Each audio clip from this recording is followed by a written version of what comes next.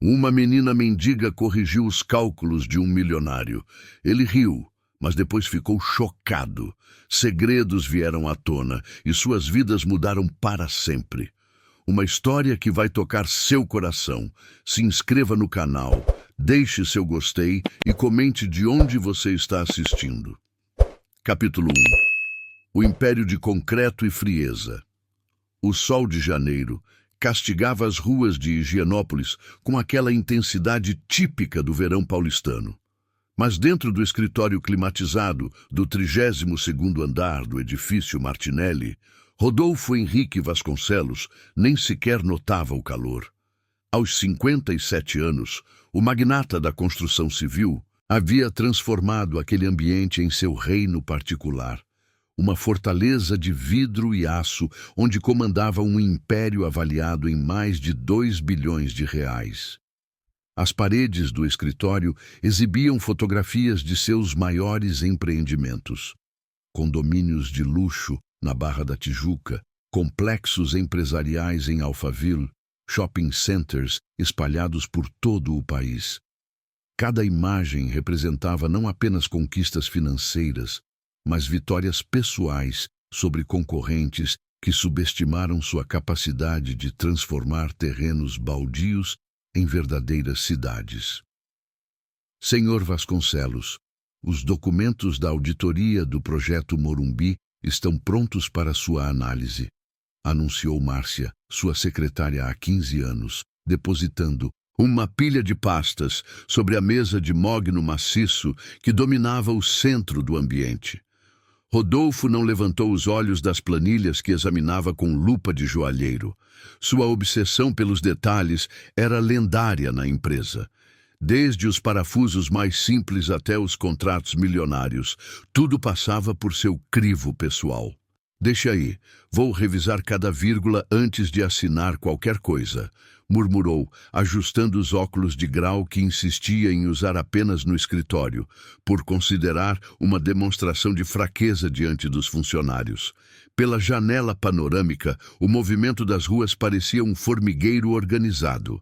Rodolfo observava ocasionalmente os pedestres lá embaixo, especialmente durante as últimas semanas de dezembro, quando as famílias se reuniam nas calçadas do bairro para os tradicionais amigos secretos de vizinhança.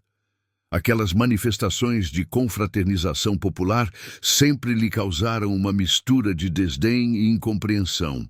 Sentimentalismo barato, costumava comentar com os sócios durante os jantares no Clube Pinheiros. Enquanto eles perdem tempo com essas bobagens, nós construímos o futuro desta cidade. Sua filosofia de vida era cristalina, emoções eram para os fracos, relacionamentos eram estratégicos e o sucesso se media exclusivamente em números bancários e propriedades adquiridas. Essa frieza calculista havia custado seu casamento há 10 anos.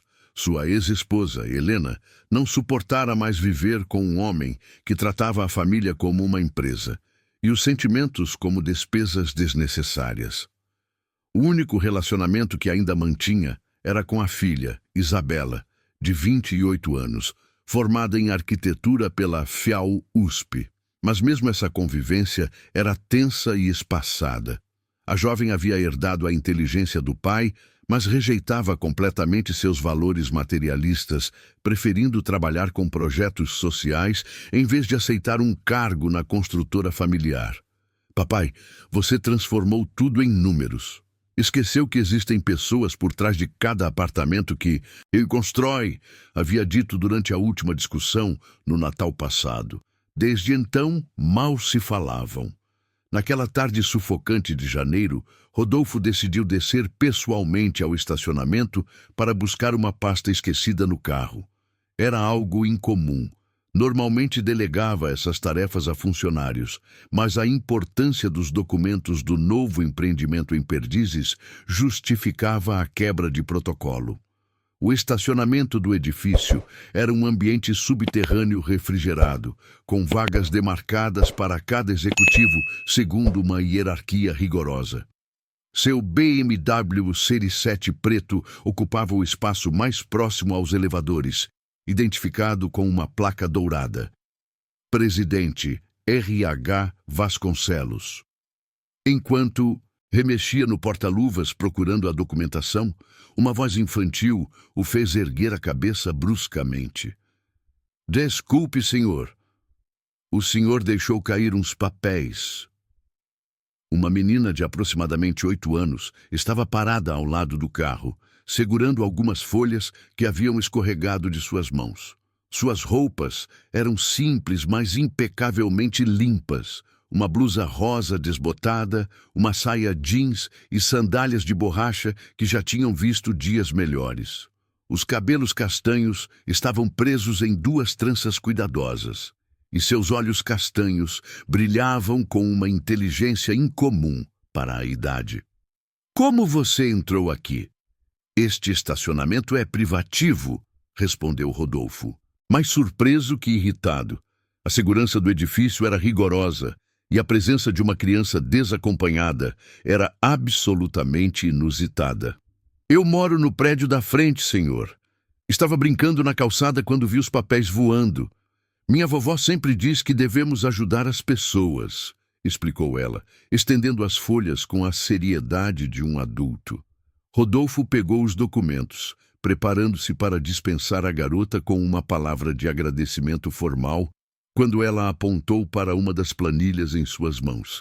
Senhor, tem um erro nestes números aqui. A afirmação era tão inesperada que ele quase riu. Como é que... É? Ali, nesta conta, disse ela, apontando com o dedinho para uma linha específica da planilha. 4.300.000 mais 2.700.000 não dá 6.800.000, dá 7 milhões. O sangue de Rodolfo gelou. Aquela era uma das planilhas mais importantes do projeto Perdizes, revisada por 3 engenheiros e 2 contadores. Ele pegou a calculadora do carro e refez os cálculos. A menina estava absolutamente certa. Como você sabe fazer essas contas? Gaguejou pela primeira vez em décadas, genuinamente desconcertado. Eu gosto de números. Vovó diz que eu nasci sabendo contar, respondeu ela com naturalidade, como se resolver cálculos de milhões fosse a coisa mais comum do mundo. Rodolfo olhou novamente para a planilha, depois para a menina, depois novamente para os números. O erro que ela havia detectado poderia ter custado quase R$1 milhão em orçamento mal calculado. Seus engenheiros, com anos de experiência e diplomas pendurados nas paredes, haviam deixado passar um equívoco que uma criança de 8 anos identificara em segundos. Qual é o seu nome? Perguntou pela primeira vez na vida, dirigindo-se a uma criança com respeito genuíno. Maria Eduarda. Mas todo mundo me chama de Duda. E o senhor? Rodolfo, respondeu automaticamente, esquecendo por completo os títulos e formalidades que sempre exigia. Prazer em conhecê-lo, seu Rodolfo. Preciso voltar agora, porque vovó deve estar preocupada. Mas se quiser, posso ajudar a conferir os outros papéis amanhã. Gosto muito de matemática. Ela se afastou com passos ligeiros, atravessando a rua em direção a um prédio residencial modesto de apenas 4 andares, que contrastava violentamente com os edifícios de luxo que dominavam aquela região de Higienópolis. Rodolfo permaneceu imóvel por longos minutos, segurando a planilha corrigida e tentando processar o que havia acabado de acontecer. Em 57 anos de vida, construindo um império baseado na precisão matemática e no controle absoluto, nunca havia imaginado que uma criança de chinelos de borracha pudesse abalar as fundações de sua autoconfiança com tanta facilidade. Naquela noite, sozinho em sua mansão no Jardim Europa, ele não conseguiu dormir. A imagem da menina e sua capacidade extraordinária se misturava com uma sensação estranha e incômoda que há muito não experimentava. Humildade. Capítulo 2. Números e descobertas. A semana seguinte trouxe uma inquietação que Rodolfo jamais havia experimentado. Sentado em sua poltrona de couro italiano, ele se pegava olhando. pela janela em direção ao prédio onde havia conhecido Maria Eduarda, como se esperasse vislumbrar a menina novamente. Era uma distração perigosa para alguém que havia construído sua fortuna na concentração absoluta. Senhor Vasconcelos, a reunião com os investidores japoneses está marcada para as 10 horas, anunciou Márcia, interrompendo seus devaneios. Cancele, disse ele abruptamente, surpreendendo a secretária que conhecia sua obsessão por compromissos internacionais. Remarque para quinta-feira. Tenho um assunto pessoal para resolver. Era mentira. Não tinha assunto algum, apenas uma curiosidade que crescia como uma ferida infectada. Precisava entender como uma criança conseguira identificar um erro que havia passado despercebido por profissionais experientes. Era uma questão de orgulho empresarial. Justificava para si mesmo. Na verdade, era algo muito mais profundo e perturbador. Por volta do meio-dia, Rodolfo desceu novamente ao estacionamento, desta vez carregando propositalmente uma pasta repleta de planilhas complexas. Fingiu mexer no carro, esperando. 15 minutos depois, como se o destino atendesse a um pedido silencioso, viu Maria Eduarda atravessando a rua com um caderno escolar debaixo do braço. Seu Rodolfo! Exclamou ela, acenando com o entusiasmo genuíno que só as crianças possuem. O senhor voltou! Bom dia, Duda. Estava passando por aqui e... Bem, ontem, você disse que gosta de matemática. Tenho alguns cálculos aqui que estão me dando trabalho. Você poderia dar uma olhada? Os olhos da menina brilharam como se ele tivesse oferecido o melhor presente de Natal. Claro! Adoro desafios com números. Rodolfo abriu a pasta e mostrou uma planilha de orçamento para um shopping center em Campinas.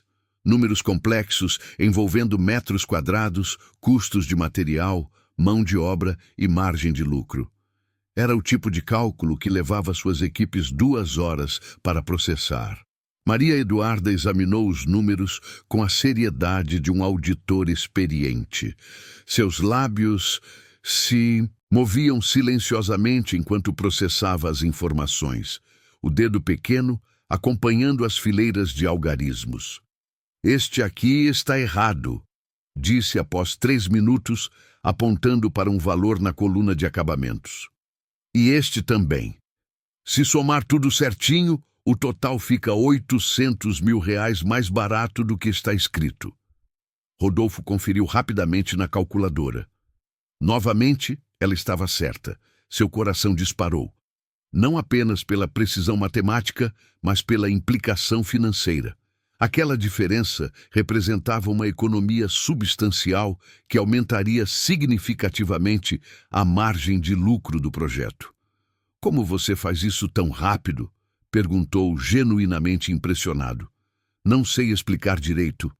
Os números conversam comigo, sabe? É como se eles contassem uma história, e quando alguma coisa não bate, eu percebo na hora. Uma senhora de aproximadamente 60 anos surgiu na porta do prédio, usando um vestido simples de algodão estampado e chinelos de casa. Seus cabelos grisalhos estavam presos num coque simples e sua expressão demonstrava uma mistura de preocupação e desconfiança. Duda, quantas vezes eu já disse para não conversar com estranhos? Chamou ela, atravessando a rua com passos firmes. Vovó, este é o seu Rodolfo. Ele tem uns problemas de matemática muito legais para resolver. A mulher se aproximou com a dignidade cautelosa de quem aprendeu a proteger os seus, sem demonstrar medo. Rodolfo percebeu imediatamente que estava sendo avaliado com o olhar experiente de alguém que conhecia os perigos do mundo. Boa tarde. Sou Dona Conceição, avó da Maria Eduarda. E o senhor é... Rodolfo Vasconcelos. Sou empresário, trabalho no prédio ali em frente. Sua neta tem um talento extraordinário para matemática.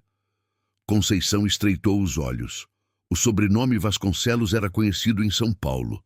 Estava estampado em placas de construção por toda a cidade, mas isso não a impressionava. Pelo contrário, aumentava sua desconfiança. Minha neta é uma criança normal, senhor Vasconcelos. Não sei que interesse o senhor pode ter nela, mas agradeço se mantiver distância. A frieza na voz de Conceição cortou Rodolfo como uma lâmina.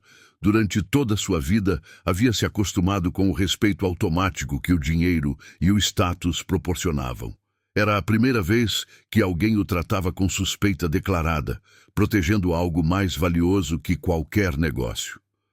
Dona Conceição, não tenho intenções inadequadas. É apenas que... Bem, sua neta identificou erros em documentos importantes da minha empresa. Erros que meus engenheiros não conseguiram detectar. E o que o senhor pretende com isso? Perguntou ela, colocando-se discretamente entre Rodolfo e a menina. Na verdade, não sei bem. Nunca me deparei com uma situação assim. A honestidade inesperada na resposta de Rodolfo pareceu desarmar parcialmente as defesas de Conceição. Ela estudou seu rosto por alguns segundos, procurando sinais de falsidade ou manipulação. Vovó, ele só quer ajuda com os números. Não tem nada de mais, interveio Duda, com a inocência de quem ainda não compreende completamente as complexidades dos adultos.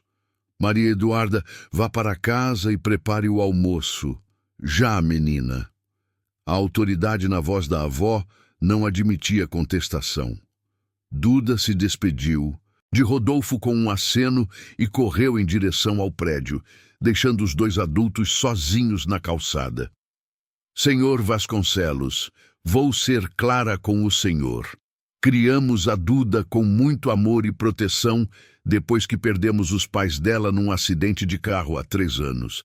Ela é tudo o que tenho neste mundo. Não permitirei que ninguém, por mais importante que seja, se aproveite da inocência de uma criança.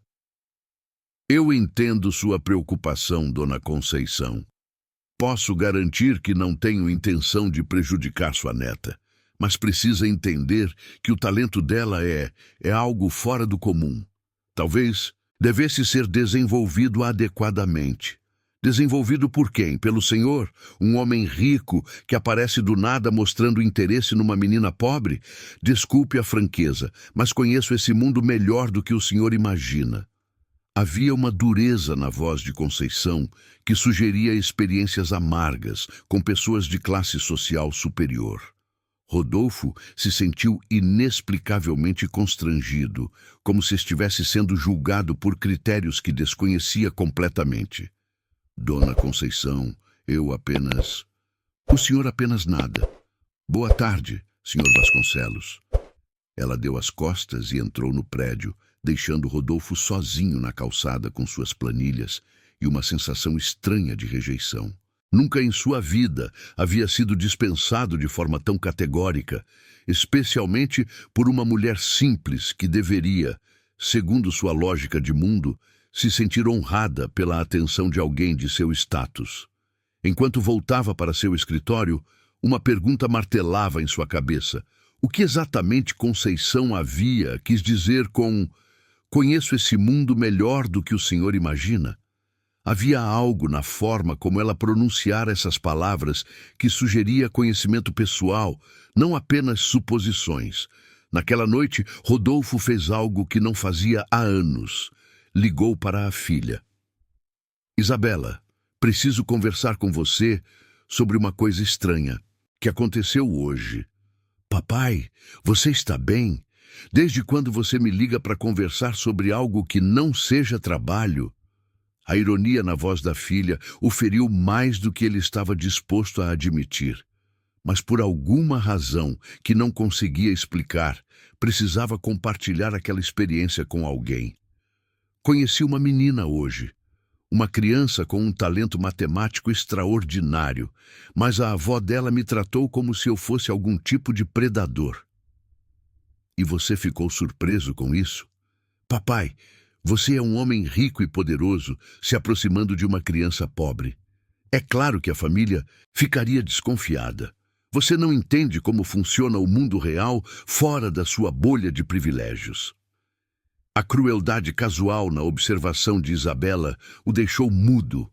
Pela segunda vez no mesmo dia, estava sendo confrontado com uma realidade que sempre ignorara. Talvez sua posição social não fosse uma carta de apresentação, mas uma barreira. Isabela, você acha que eu sou uma má pessoa? O silêncio que se seguiu foi mais eloquente que qualquer resposta. Capítulo 3. Cicatrizes do passado. O mês de fevereiro chegou com o calor sufocante que antecede o carnaval. Mas Rodolfo mal notava as mudanças do tempo. Nos últimos 15 dias, havia desenvolvido o hábito perturbador de alterar sua rotina para passar pela rua onde Maria Eduarda morava. Não era stalking, justificava para si mesmo. Era apenas curiosidade intelectual sobre um fenômeno matemático inexplicável. Na verdade, era obsessão pura. Naquela terça-feira de cinzas, quando retornava de mais uma passagem casual pelo bairro, encontrou Isabela esperando na recepção de sua empresa. Aos 28 anos, sua filha havia herdado a determinação paterna, mas direcionara essa força para causas que ele considerava improdutivas. Vestia uma blusa de algodão simples, calça jeans e sapatos baixos. O uniforme não oficial dos arquitetos sociais que desprezavam ostentação. Precisamos conversar, disse ela, sem preâmbulos corteses. Se é sobre aquele projeto de habitação popular em Cidade Tiradentes, já disse que não vou financiar sonhos utópicos, respondeu Rodolfo dirigindo-se aos elevadores. Não é sobre meus projetos, papai, é sobre você. Algo no tom de Isabela o fez parar. Durante anos, suas conversas seguiam um roteiro previsível. Ela pedia apoio para projetos sociais. Ele recusava com argumentos econômicos. Ambos se separavam frustrados. Mas havia uma seriedade diferente na voz da filha. No escritório, Isabela examinou as fotografias de empreendimentos nas paredes como se as visse pela primeira vez. Lembra quando eu tinha 8 anos e você me levava aos canteiros de obras nos finais de semana? Claro, você adorava ver os prédios nascendo do zero. Eu adorava passar tempo com você, papai, não com os prédios. Você é que não entendia a diferença. Rodolfo se serviu de café da máquina italiana importada, que dominava um canto do escritório. O ritual lhe dava tempo para processar o rumo inesperado da conversa. Isabela, onde você quer chegar? Minha secretária, a Carmen, mora em Higienópolis. Ela me contou que você anda rondando a casa de uma garotinha. Diz que até a avó da menina já reclamou com o síndico do prédio dela. O sangue subiu ao rosto de Rodolfo. Não estou rondando ninguém. É uma situação complexa que você não entenderia. Então me explica. Porque para todo mundo que está vendo, parece um homem de 57 anos perseguindo uma criança de 8. A acusação implícita era tão ultrajante que Rodolfo teve vontade de expulsar a filha do escritório. Mas algo na expressão de Isabela, uma mistura de preocupação genuína e tristeza antiga, o impediu de explodir. A menina tem um talento extraordinário para matemática. Identificou erros em planilhas que meus engenheiros não conseguiram detectar. É um fenômeno que precisa ser estudado. Estudado ou explorado? Como você ousa? Papai, você alguma vez na vida fez algo por alguém sem esperar retorno? Alguma vez ajudou uma pessoa porque ela precisava, não porque você ganharia algo com isso? A pergunta ecoou no escritório como um tiro. Rodolfo abriu a boca para responder, mas as palavras não vieram. Tentou lembrar de um único ato de generosidade genuína em suas 5 décadas de vida adulta, mas encontrou apenas vazio. Eu construo empregos, gero renda para milhares de famílias. Você constrói lucros, papai. Os empregos são consequência, não objetivo. Isabela se aproximou da janela panorâmica, observando o movimento da cidade lá embaixo. Sabe o que mais me entristece? Você nem percebe como se tornou uma caricatura de si mesmo, um homem rico e solitário que só sabe se relacionar através do poder e do dinheiro. E você virou uma idealista ingênua que acha que o mundo funciona com bons sentimentos, retrucou ele ferido. Pelo menos eu ainda sinto alguma coisa, papai. Você virou uma máquina calculadora vestida de terno. O silêncio que se seguiu foi carregado de anos de mágoa acumulada. Pai e filha se estudavam como estranhos que acabaram de se conhecer, reconhecendo semelhanças físicas, mas estranhando a distância emocional. Isabela, por que você está realmente aqui? Ela suspirou profundamente antes de responder. Porque ainda tenho esperança de que exista um pai em algum lugar debaixo dessa armadura empresarial. E porque estou preocupada que você faça alguma besteira com essa menina. Que tipo de besteira? Sei lá. Oferecer dinheiro para a família, prometer oportunidades miraculosas, tentar comprar o talento dela como você compraria uma máquina nova para a empresa. A acusação era tão precisa que Rodolfo se sentiu exposto. De fato, havia passado a última semana elaborando mentalmente propostas para desenvolver adequadamente o potencial de Maria Eduarda, tudo envolvendo investimentos, contratos e retornos calculados. E qual seria o problema em oferecer oportunidades para a menina? O problema é que você não conhece essa família, não sabe suas necessidades, seus valores, suas circunstâncias. Você só vê um talento que pode ser útil para você. Isabela pegou a bolsa e se dirigiu à porta. Papai, se você realmente quer ajudar essa criança, comece aprendendo a vê-la como pessoa, não como uma calculadora humana. E como eu faço isso? Comece se perguntando por que a avó dela desconfia tanto de homens como você. Após a saída da filha, Rodolfo permaneceu sozinho no escritório, até muito além do horário habitual. As palavras de Isabela ecoavam em sua mente, misturando-se com a lembrança do olhar desconfiado de Conceição e a rejeição categórica que havia recebido. Por impulso, abriu o computador e digitou Conceição Silva Higienópolis no sistema de busca da empresa. Sua construtora mantinha registros detalhados de funcionários desde os anos 1980, incluindo prestadores de serviços terceirizados. Era uma prática de segurança corporativa, mas também alimentava sua necessidade obsessiva de controle. O nome apareceu nos arquivos. Conceição Aparecida Silva, 62 anos, trabalhou como prestadora de serviços domésticos para diversas famílias do alto escalão entre 1985 e 2010. Endereço atual: Rua Marquês de Paranaguá, 847, apartamento 23. Mas foi o último registro que fez seu sangue gelar. De 1988 a 1995, Conceição havia trabalhado como governanta na residência da família Vasconcelos, no Jardim Europa. Sua própria casa. Suas mãos tremeram enquanto acessava os arquivos mais antigos. Ali estava toda a documentação, carteira assinada, referências, até mesmo fotografias dos funcionários para o arquivo de segurança. A Conceição de 30 anos, atrás, tinha o mesmo olhar firme, mas o rosto menos marcado pelo tempo e pelas dificuldades. Fragmentos de memória começaram a emergir como pedaços de um quebra-cabeça perdido. Uma mulher sempre vestida de uniforme azul, que preparava seu café da manhã antes da escola.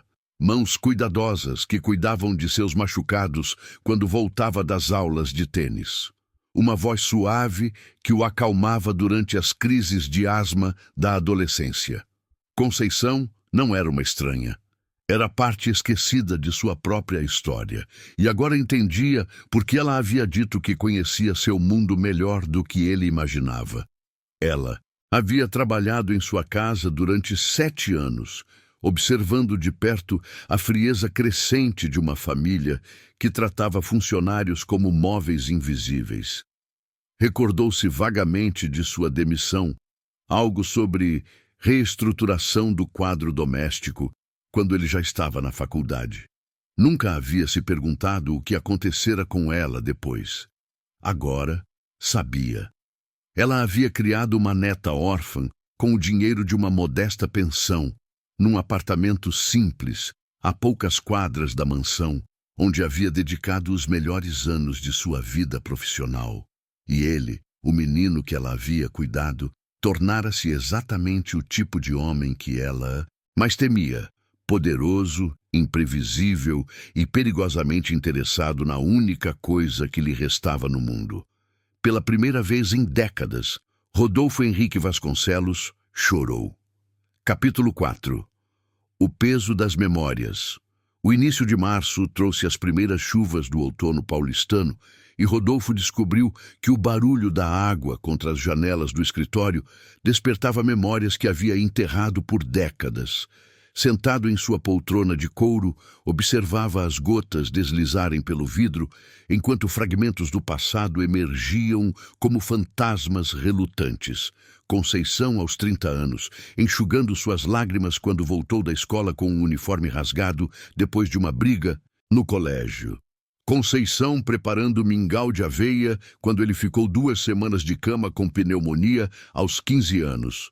Conceição sendo dispensada por seu pai com uma frieza burocrática, como se 7 anos de dedicação pudessem ser resumidos a um envelope com acerto trabalhista. Senhor Vasconcelos, o senhor tem reunião com os japoneses em 10 minutos, anunciou Márcia, interrompendo suas divagações. Cancele novamente. Diga que tive um imprevisto familiar. Não era totalmente mentira. Descobrir que a avó da menina prodígio havia sido sua antiga cuidadora configurava tecnicamente um imprevisto familiar. Mas a verdade era mais complexa. Ele precisava entender como aquela mulher que um dia zelara por seu bem-estar agora o via como uma ameaça. Por volta do meio-dia, tomou uma decisão que surpreendeu até mesmo a si próprio. Em vez de tentar mais um encontro casual com Maria Eduarda, dirigiu-se diretamente ao apartamento de Conceição. Era hora de enfrentar os fantasmas que havia criado. O edifício Santa Cecília era um prédio de classe média baixa típico dos anos 1980, com fachada de tijolo aparente e jardim mal cuidado na entrada. O contraste com os luxuosos edifícios dos arredores era gritante, como se aquela construção fosse um lembrete persistente de que nem todos em Higienópolis viviam no mesmo mundo. Subiu pelas escadas até o 2º andar, já que o elevador exibia uma placa de fora de ordem que parecia permanente. O corredor cheirava a desinfetante barato e tinha as paredes pintadas de um verde institucional que tentava disfarçar a idade do edifício. Apartamento 23. Respirou fundo e tocou a campainha. Conceição abriu a porta usando um avental floreado sobre um vestido simples. Quando viu quem estava do lado de fora, sua expressão passou da curiosidade cordial à desconfiança instantânea. O que o senhor quer na minha casa? Conceição, dona Conceição, eu me lembrei. Você trabalhou lá em casa quando eu era adolescente. Ela não demonstrou surpresa. Claro que se lembrou, senão não teria vindo até aqui. Entre, antes que os vizinhos comecem a falar. O apartamento de 2 quartos era impecavelmente limpo e organizado, mas não conseguia esconder as limitações financeiras. O sofá da sala tinha capas para disfarçar o desgaste. As cortinas eram de tecido barato, mas cuidadosamente passadas, e as paredes exibiam fotografias de Maria Eduarda em molduras simples. Um cheiro de café coado na hora misturava-se com o aroma de sabão em pó, criando uma atmosfera de lar humilde, mas cuidado com carinho. Sente-se, disse Conceição, apontando para uma poltrona que já havia visto dias melhores. Vou buscar café. Não precisa se incomodar. Sempre servi café para as pessoas que entravam na minha casa. Não vou parar agora. Enquanto ela se dirigia à cozinha, Rodolfo examinou o ambiente. Na estante de madeira compensada, entre livros escolares de Maria Eduarda, havia uma fotografia antiga em moldura dourada. Conceição jovem, vestindo uniforme azul, ao lado de uma criança loira de uns 12 anos. Ele próprio, décadas atrás. Conceição retornou com uma bandeja contendo 2 xícaras de café e um prato de biscoitos caseiros. Seus movimentos mantinham a elegância discreta que ele vagamente recordava. A postura ereta, os gestos precisos, o cuidado em não fazer barulho desnecessário. "Você se lembra de mim", disse ele, mais como afirmação que pergunta. "Lembro do menino que você foi, sensível, carinhoso, sempre preocupado quando eu ficava resfriada. O homem em que você se transformou? Esse eu não reconheço." A sinceridade brutal da observação foi como um soco no estômago. "Conceição, eu não vim aqui para... Para quê? Para se explicar? Para se justificar? Para tentar comprar meu silêncio oferecendo alguma coisa para a... Duda!" Rodolfo engoliu em seco. A mulher conhecia seus padrões comportamentais melhor do que ele gostaria de admitir. "Vim porque preciso entender. Por que você me odeia tanto?" Conceição riu, mas não havia humor no som. "Eu não te odeio, menino. Eu te tenho pena." A palavra menino, pronunciada com a mesma entonação carinhosa de 30 anos atrás, foi mais devastadora que qualquer insulto. Ele sentiu os olhos arderem e desviou o olhar para a janela. "Pena? Você virou exatamente o que eu torcia para que não virasse, uma cópia fria do seu pai." A menção a Paulo Henrique Vasconcelos trouxe à tona memórias que Rodolfo preferia esquecer. Seu pai havia sido um homem brilhante nos negócios e absolutamente inadequado como ser humano. Tratava funcionários como objetos, a família como extensão da empresa e emoções como sinais de fraqueza inadmissível. "Meu pai construiu um império", disse ele, numa defesa automática desenvolvida ao longo de décadas. Seu pai destruiu tudo que tocava: o casamento com sua mãe, o relacionamento com você, a confiança dos funcionários. O único império que ele construiu foi de medo e ressentimento. Conceição se levantou e foi até a estante, pegando a fotografia antiga. Este menino aqui costumava me contar seus problemas. Chorava quando via o pai gritando com os funcionários. Perguntava por que as pessoas tinham que ser más umas com as outras. Ela voltou a se sentar, segurando a foto entre as mãos.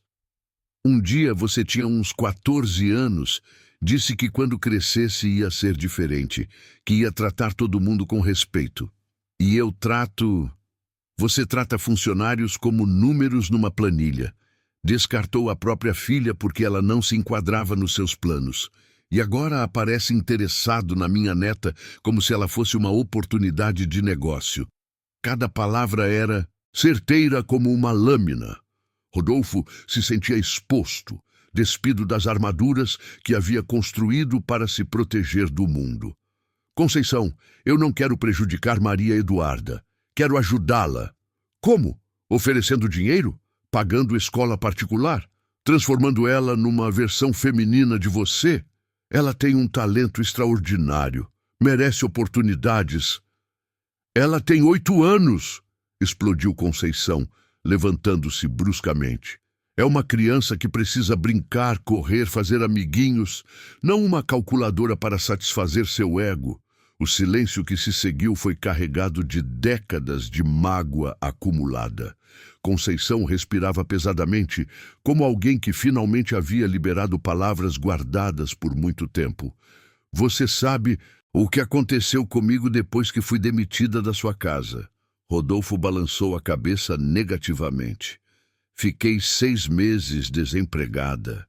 6 meses vivendo de favor na casa de uma prima, procurando trabalho, ouvindo não, porque estava velha demais, aos 42 anos. Ela se dirigiu novamente à janela, observando o movimento da rua. Quando finalmente consegui outro emprego, ganhava metade do que recebia lá em casa. Nunca mais consegui me estabilizar financeiramente. Conceição, eu não sabia... Claro que não sabia. Para vocês, funcionários são descartáveis. Demite hoje, contrata outro amanhã. Problema resolvido. Rodolfo se levantou, aproximando-se dela. Se eu pudesse voltar no tempo, mas não pode. E é por isso que não confio em você perto da Duda, porque sei que quando ela não for mais útil, vai descartar ela como seu pai me descartou. A acusação final ecoou no apartamento como uma sentença definitiva. Conceição se virou para ele e, pela primeira vez, Rodolfo viu lágrimas em seus olhos. Vá embora, Rodolfo, e se tiver um pingo da bondade que você tinha quando menino, deixe minha neta em paz.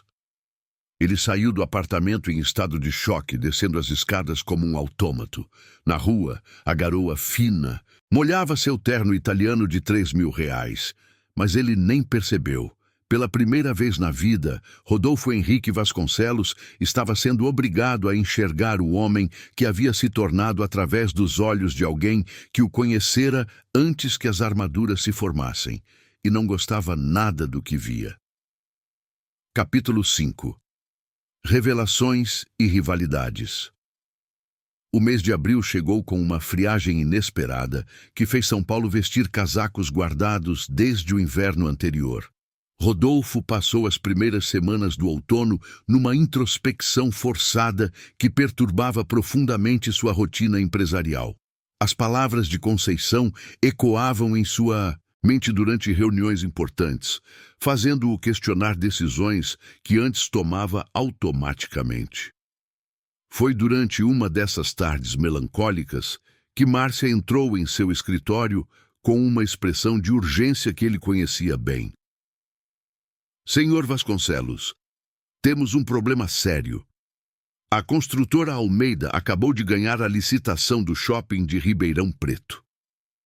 Rodolfo ergueu os olhos dos relatórios financeiros, tentando focar no presente. Como assim? Nossa proposta estava 20% abaixo da concorrência. Pois é, a proposta deles estava ainda mais baixa, impossível de ser executada com lucro, segundo nossos cálculos. A informação atingiu Rodolfo como uma ducha fria. Ah tá. Construtora Almeida era sua principal rival há 2 décadas, comandada por Ricardo Almeida, um homem que misturava competência técnica com uma agressividade empresarial que beirava o antiético. Perder licitações para ele era particularmente humilhante. Traga-me todos os detalhes da proposta deles. Quero entender como conseguiram esses números. 3 horas depois, Márcia retornou com uma pasta repleta de documentos obtidos através dos canais oficiais de transparência. Rodolfo examinou cada planilha com a precisão de um auditor forense, procurando pistas sobre como Almeida havia conseguido uma proposta tão competitiva. O que descobriu o deixou perplexo e furioso. Os números não fechavam em lugar algum. Os custos de material estavam subdimensionados, a mão de obra calculada abaixo do mercado, e as margens de lucro eram praticamente inexistentes. Era matemática impossível para uma empresa que visava lucro, a menos que Ricardo Almeida tivesse acesso a informações privilegiadas sobre seus próprios orçamentos. Márcia, quem teve acesso aos nossos cálculos para Ribeirão Preto? Os de sempre, o senhor, eu, o engenheiro Marcos, a contadora Paula e o pessoal do departamento de orçamentos. Mais alguém? Bem, o senhor pediu para eu deixar cópias na pasta de auditoria interna.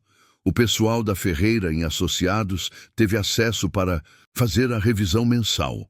A Ferreira em Associados era a empresa de auditoria que prestava serviços para várias construtoras de São Paulo, incluindo algumas empresas menores ligadas ao Grupo Almeida. Rodolfo sentiu o sangue ferver ao perceber como informações confidenciais poderiam ter vazado. Naquela mesma tarde, algo ainda mais perturbador aconteceu. Durante o trajeto para casa, decidiu passar pela rua de Maria Eduarda, um hábito que desenvolvera apesar das advertências de Conceição. Para sua surpresa, viu uma jovem mulher conversando animadamente com a menina na porta do prédio. Mesmo à distância, reconheceu imediatamente a postura ereta e os gestos expressivos. Era Isabela, sua filha. Estacionou o carro algumas quadras adiante e voltou caminhando, mantendo-se discreto atrás de uma árvore. A conversa parecia descontraída e amigável, com Maria Eduarda gesticulando empolgadamente enquanto mostrava alguma coisa num caderno escolar. Não pode ser coincidência, murmurou para si mesmo. Quando Isabela se despediu e se dirigiu ao próprio carro, Rodolfo a interceptou na esquina. Que coincidência incrível encontrar você aqui, disse ele tentando manter o tom casual. Isabela se virou, mais irritada que surpresa. Papai, você está me seguindo agora? Estou voltando do trabalho e vejo minha filha numa rua que fica em quilômetros do seu apartamento. É natural ficar curioso. Curiosidade não te cai bem, fica parecendo paranoia. Caminharam juntos até o carro de Isabela, um Civic usado que ela fizera questão de comprar com o próprio dinheiro para provar independência financeira. A diferença gritante com o BMW de Rodolfo simbolizava perfeitamente o abismo ideológico entre eles. O que você estava fazendo aqui, Isabela? Conhecendo a menina sobre quem você tem ficado obcecado. A franqueza da resposta o desarmou. Como você soube onde ela mora? Fiz minha pesquisa. Você não é o único da família que sabe investigar as pessoas. Isabela apoiou-se no carro, estudando o rosto do pai com uma mistura de tristeza e frustração. Papai, você alguma vez parou para pensar no que essa criança realmente precisa?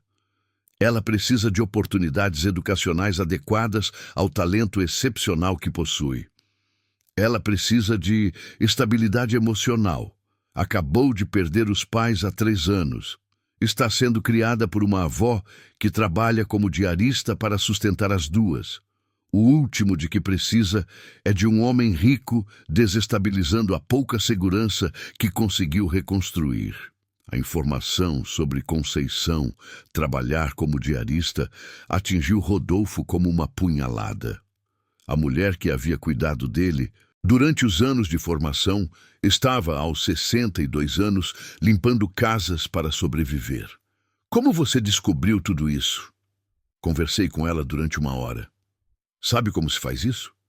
Sentando, ouvindo, demonstrando interesse genuíno nas preocupações dela. Técnica revolucionária que você deveria experimentar. O sarcasmo na voz de Isabela era cortante, mas Rodolfo percebeu algo mais profundo por trás da irritação. Uma decepção antiga que havia amadurecido em resignação. E o que mais você descobriu nessa conversa iluminadora? Que a Duda não é apenas uma criança com talento matemático. É uma menina traumatizada que usa os números como refúgio emocional. Quando se concentra em cálculos, consegue esquecer temporariamente da saudade dos pais. A revelação transformou completamente a percepção de Rodolfo sobre o talento de Maria Eduarda. Não era um dom natural a ser explorado, mas um mecanismo de defesa desenvolvido por uma mente infantil tentando lidar com perdas devastadoras. Isabela, eu não sabia. Claro que não sabia. Porque você não perguntou. Apareceu na vida dela como um furacão, focado apenas no que ela podia fazer por você, não no que você podia fazer por ela. Isabela entrou no carro, mas antes de fechar a porta, acrescentou. Papai, existe uma diferença entre ajudar alguém e usá-la. Você já passou tanto tempo no segundo grupo que talvez nem reconheça mais a diferença. Enquanto o Civic se afastava, Rodolfo permaneceu sozinho na calçada, processando informações que reformulavam completamente sua compreensão da situação. Maria Eduarda não era uma calculadora humana esperando para ser descoberta. Era uma criança ferida, usando matemática como anestesia emocional. E ele, sem perceber, estava tentando transformar seu refúgio em ferramenta de trabalho. Naquela noite, sozinho na mansão do Jardim Europa, Rodolfo tomou 2 decisões que marcariam os próximos meses de sua vida. Primeira, Descobriria exatamente como Ricardo Almeida estava conseguindo informações privilegiadas sobre seus orçamentos. Segunda, encontraria uma forma de realmente ajudar Maria Eduarda sem transformá-la numa extensão de seus próprios interesses. O problema era que, aos 57 anos, não fazia ideia de como executar a segunda parte do plano. Do lado de fora, a garoa paulistana continuava caindo, lavando a cidade e carregando consigo as ilusões de um homem que estava lentamente descobrindo a diferença entre ser rico e ser humano. Capítulo 6. Festas juninas e revelações. O final de maio trouxe o aroma inconfundível das festas juninas que começavam a florescer pelos bairros de São Paulo. Mesmo em Higienópolis, onde a tradição havia sido gradualmente sufocada pela urbanização elitizada, alguns redutos resistiam com suas bandeirinhas coloridas e fogueiras improvisadas nos pátios dos prédios mais antigos. Rodolfo passou as primeiras semanas de junho mergulhado numa investigação discreta sobre os vazamentos de informação que beneficiavam Ricardo Almeida. Havia contratado uma empresa de auditoria independente para revisar todos os processos internos, mas os resultados eram inconclusivos. Alguém com acesso privilegiado estava vendendo segredos corporativos, e essa traição o consumia mais que qualquer perda financeira. Foi numa quinta-feira abafada que Márcia trouxe uma informação que mudaria completamente o rumo de seus pensamentos. Senhor Vasconcelos, recebi um convite inusitado. A Associação de Moradores da Rua Marquês de Paranaguá está organizando uma festa junina no sábado e convidaram os empresários da região para participar. Rodolfo ergueu os olhos das planilhas, intrigado. A Rua Marquês de Paranaguá era onde Conceição e Maria Eduarda moravam. Quem fez o convite? Uma senhora chamada Conceição Silva.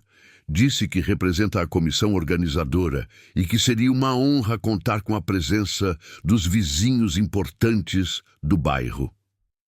O nome de Conceição o fez parar tudo o que estava fazendo. Após o confronto emocional em seu apartamento, ela não havia dado sinais de vida por mais de 2 meses. Que jogo estava jogando agora? Senhor, o que eu respondo? Diga que eu vou. Márcia não conseguiu disfarçar a surpresa. Em 15 anos de trabalho, jamais havia visto seu chefe aceitar qualquer tipo de evento social comunitário. Rodolfo Vasconcelos, em festa junina de rua, era algo tão improvável quanto vê-lo dirigindo o transporte público. Sábado chegou carregado de nuvens baixas que ameaçavam chuva, mas não conseguiram diminuir o entusiasmo que tomara conta da Rua Marquês de Paranaguá. Desde o meio-dia, moradores se revezavam pendurando bandeirinhas entre os prédios, montando barracas de comida típica e organizando uma pequena fogueira no meio da rua, previamente liberada pela prefeitura. Rodolfo chegou às 7 da noite, dirigindo o BMW que contrastava violentamente com os carros populares estacionados na região. Vestia calça jeans, uma concessão à casualidade que lhe causava desconforto físico, e uma camisa social sem gravata, o equivalente à nudez pública em seus padrões habituais. O aroma de quentão, pamonha e milho assado criava uma atmosfera acolhedora que o transportou instantaneamente à infância, quando Conceição preparava essas mesmas delícias durante as festas juninas da mansão familiar. A ironia de estar revivendo memórias do passado no presente da mulher que as havia criado não passou despercebida. Seu Rodolfo! Maria Eduarda apareceu correndo entre as barracas, vestindo um vestido de chita colorido e com as bochechas pintadas de vermelho. Caracterização típica das festas caipiras. Sua alegria era contagiante e absolutamente genuína. Oi, Duda, que festa bonita! A vovó organizou tudo. Ela disse que o senhor ia vir, mas eu não acreditei. Um homem importante numa festa de rua. A inocência da observação o fez sorrir pela primeira vez em semanas. Por que você acha que homens importantes não vão a festas de rua? Porque vivem ocupados demais com coisas sérias. Pelo menos é o que a vovó sempre diz. Maria Eduarda o pegou pela mão com a naturalidade infantil que ignora protocolos sociais. Vem, vou te apresentar para todo mundo. Nos minutos seguintes, Rodolfo se viu sendo apresentado aos moradores do quarteirão como se fosse uma celebridade visitando súditos leais. Seu Paulo, aposentado da Volkswagen. Dona Rita, que vendia quitandas na feira da Bela Vista. Jorge, motoboy, que trabalhava para uma farmácia 24 horas. Carminha, manicure, que atendia em casa. Pessoas comuns com vidas simples que o recebiam com uma hospitalidade desprovida de segundas intenções. Era um mundo completamente novo para alguém acostumado apenas com relacionamentos mediados por interesse financeiro ou status social. Rodolfo, que surpresa boa você ter vindo! A voz feminina o fez se virar bruscamente. Isabela caminhava em sua direção, carregando uma bandeja de pastéis caseiros, vestindo um vestido simples que a fazia parecer 10 anos mais jovem. Ao lado dela, uma mulher negra de aproximadamente 40 anos sorria com familiaridade. Papai, esta é a Carmen, minha secretária, e também coordenadora do projeto habitacional que estou desenvolvendo aqui no bairro. As peças do quebra-cabeça começaram a se encaixar na mente de Rodolfo. Isabela não havia descoberto Maria Eduarda por acaso. Estava trabalhando na região há meses, desenvolvendo projetos sociais que ele sempre ignorara como idealismo juvenil. Prazer em conhecê-la, Carmen, disse ele, estendendo a mão. O prazer é meu, Sr. Vasconcelos. Sua filha fala muito do senhor. O tom cordial de Carmen não conseguia esconder totalmente uma certa reserva, como se ela soubesse mais sobre ele do que estava demonstrando. Papai, preciso te mostrar uma coisa, disse Isabela, conduzindo-o até uma das barracas onde estavam expostos desenhos arquitetônicos. Este é o projeto de revitalização urbana que estou propondo para a prefeitura. Os desenhos mostravam um plano detalhado para transformar terrenos baldios da região em pequenas praças comunitárias, com playground, quadra poliesportiva e um centro comunitário. Era trabalho profissional de alta qualidade, muito além dos projetos utópicos que ele sempre imaginara. Isabela, isso é impressionante. Obrigada. Espero conseguir aprovação e financiamento nos próximos meses. A festa continuava ao redor deles, mas Rodolfo estava absorto, examinando os detalhes do projeto da filha. Cada elemento havia sido pensado para atender necessidades reais da comunidade, com soluções criativas e economicamente viáveis. Quanto custaria para executar tudo isso? Por quê? Está interessado em investir em sentimentalismo barato? Respondeu Isabela com ironia, mas sem hostilidade real.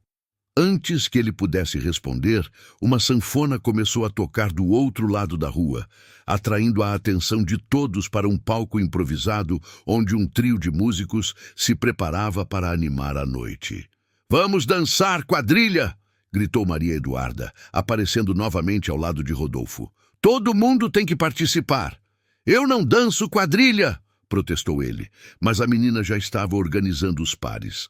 "Claro que dança. Vovó disse que quando o senhor era pequeno, adorava essas festas." Conceição surgiu como uma aparição no meio da multidão, vestindo um vestido de chita azul que a rejuvenescia décadas. Seus olhos encontraram os de Rodolfo por um instante, transmitindo uma mensagem complexa que ele não conseguiu decifrar completamente. "Dona Conceição", cumprimentou ele, removendo o chapéu imaginário em gesto de respeito antiquado. "Senhor Rodolfo, obrigada por aceitar nosso convite." Havia uma formalidade cuidadosa na interação, como se ambos estivessem pisando em ovos. Mas também existia algo mais, uma espécie de trégua tácita que permitia aquele momento de civilidade. A quadrilha começou com os acordes tradicionais e Rodolfo se viu arrastado para o centro da rua por Maria Eduarda, que insistia em ser sua par de dança. Os movimentos eram simples, balancê, na mão, doseado, mas sua falta de prática os transformava em comédia involuntária. "Relaxa, seu Rodolfo! É só seguir a música!" gritava a Duda entre risos, tentando guiá-lo pelos passos básicos. Ao redor deles, casais de todas as idades dançavam com a naturalidade de quem crescera com essas tradições. Isabela rodopiava nos braços do seu Paulo, Conceição fazia par com Jorge o motoboy, e até Carmen havia encontrado um parceiro entre os vizinhos. Era um mundo de simplicidade e autenticidade que Rodolfo jamais havia experimentado. Ninguém ali se importava com seu patrimônio, suas empresas ou seu status social. Por 2 horas, ele era apenas um vizinho, tentando não pisar nos pés da parceira mirim. Quando a música parou e os aplausos ecoaram pela rua, Maria Eduarda o abraçou com força. "Obrigada por dançar comigo, seu Rodolfo. Foi a melhor quadrilha da minha vida." Naquele momento, observando o sorriso genuíno da menina e sentindo o calor humano que emanava daquela comunidade simples, Rodolfo compreendeu algo que todas suas conquistas empresariais jamais haviam lhe ensinado. Existia uma riqueza que não podia ser contabilizada em planilhas ou depositada em bancos, e talvez fosse exatamente isso que sempre havia perdido ao longo de sua jornada para o topo. Capítulo 7. Tempestades e traições. Julho chegou com o frio seco típico do inverno paulistano, trazendo consigo uma série de eventos que abalaria as estruturas da vida de Rodolfo de forma irreversível. A festa junina havia plantado uma semente de inquietação em sua alma, mas foram os acontecimentos do meio do mês que forçaram uma reavaliação completa de suas prioridades. Na manhã de segunda-feira, dia 15, Márcia entrou em seu escritório com uma expressão que ele jamais havia visto em 15 anos de trabalho conjunto. Sua secretária, normalmente imperturbável, tremia visivelmente enquanto segurava um envelope oficial. "Senhor Vasconcelos, chegou uma intimação da Receita Federal. Auditoria especial. Prazo de 30 dias para apresentar toda a documentação fiscal dos últimos 5 anos." Rodolfo arrancou o envelope de suas mãos, lendo rapidamente o documento oficial. O texto era técnico e burocrático, mas sua experiência empresarial traduzia automaticamente as implicações.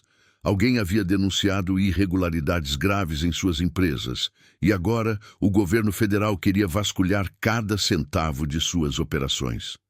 "Isso é impossível. Nossos livros são limpos, todos os impostos pagos em dia." "Senhor, tem mais", interrompeu Márcia, estendendo uma segunda pasta. "A construtora Almeida ganhou mais 3 licitações esta semana. Todas com propostas impossíveis de serem executadas com lucro." Rodolfo examinou os documentos com crescente incredulidade.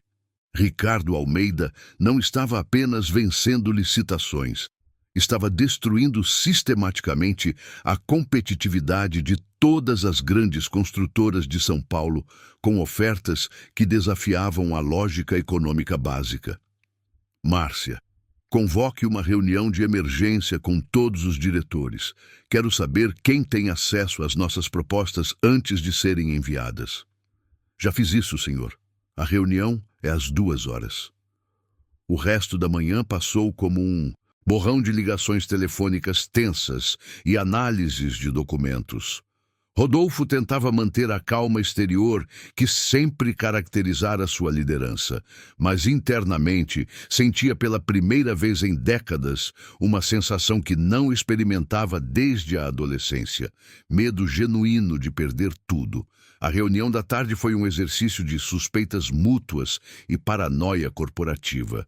Seus diretores mais antigos, homens que havia promovido pessoalmente e em quem confiava há anos, se olhavam com desconfiança, cada um tentando provar sua inocência através de acusações veladas contra os colegas.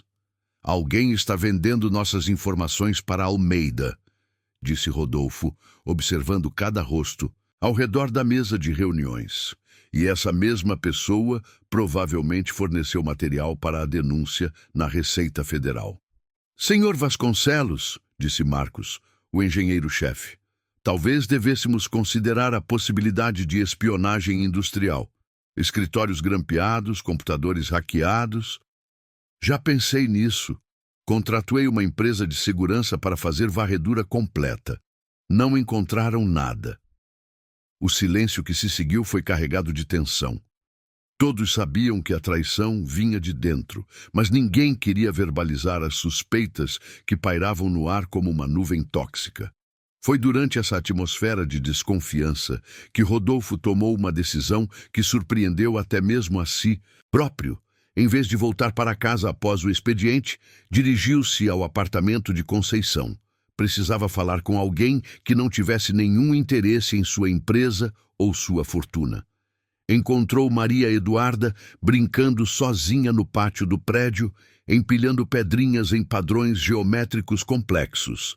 Mesmo suas brincadeiras envolviam matemática, uma confirmação da observação de Isabela sobre os números serem seu refúgio emocional. Oi, seu Rodolfo, que surpresa boa! Oi, Duda, sua avó está em casa? Está fazendo jantar. Quer subir? Conceição atendeu a porta, usando o mesmo avental floreado que usara durante sua primeira visita meses atrás. Sua expressão passou da surpresa cordial à preocupação quando notou o estado emocional de Rodolfo. Aconteceu alguma coisa? Posso entrar? Preciso conversar com alguém que não queira nada de mim. A vulnerabilidade na voz dele pareceu desarmar as defesas de Conceição. Ela abriu a porta completamente, gesticulando para que entrasse. Duda, vá terminar sua lição de casa. Os adultos precisam conversar. Conceição serviu café sem fazer perguntas, esperando que ele organizasse os pensamentos.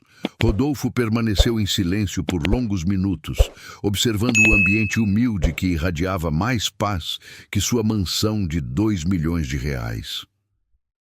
Acho que vou perder tudo, disse finalmente. Quer falar sobre isso? Rodolfo contou tudo.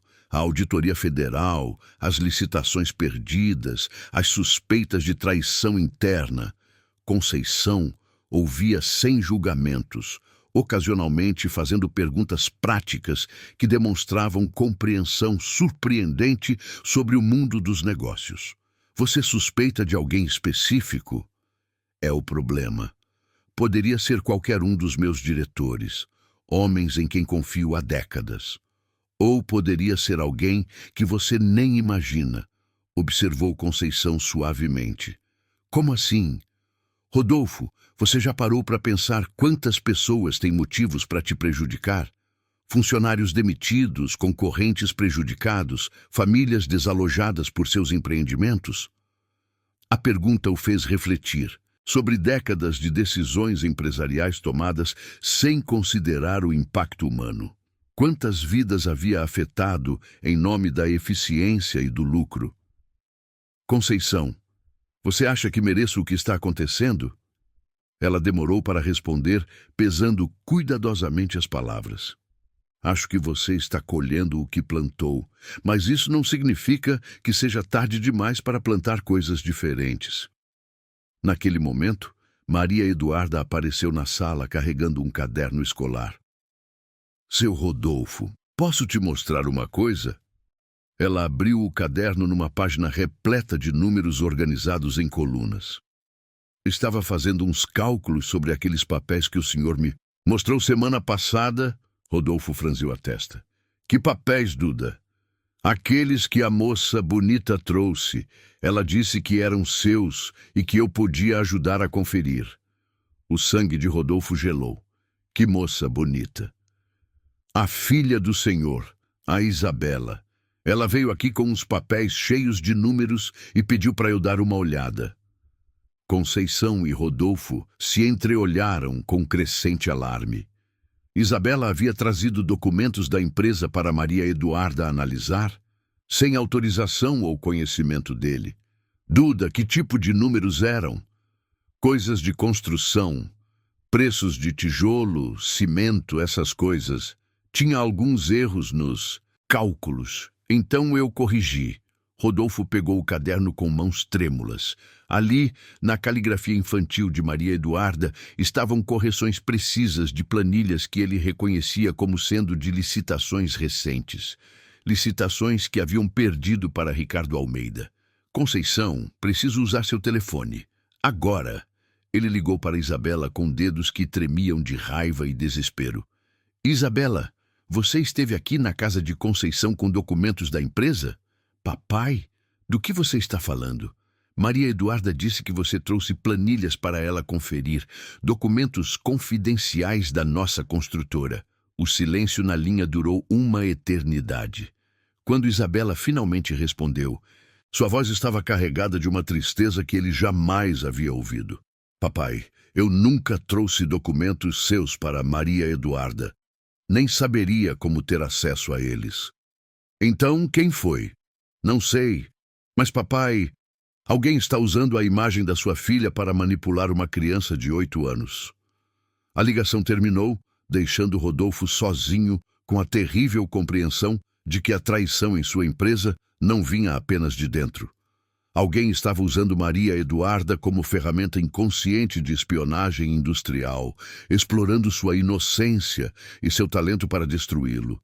E o pior era que essa pessoa conhecia detalhes íntimos sobre sua família para se fazer passar por Isabela. A tempestade, que havia começado com uma auditoria fiscal, se revelava agora como um furacão pessoal que ameaçava destruir não apenas seus negócios, mas todas as pessoas que havia começado a se importar verdadeiramente. Capítulo 8. Conexões do passado. O domingo de agosto amanheceu com uma névoa densa que cobria São Paulo como um manto cinzento, espelhando perfeitamente o estado emocional de Rodolfo.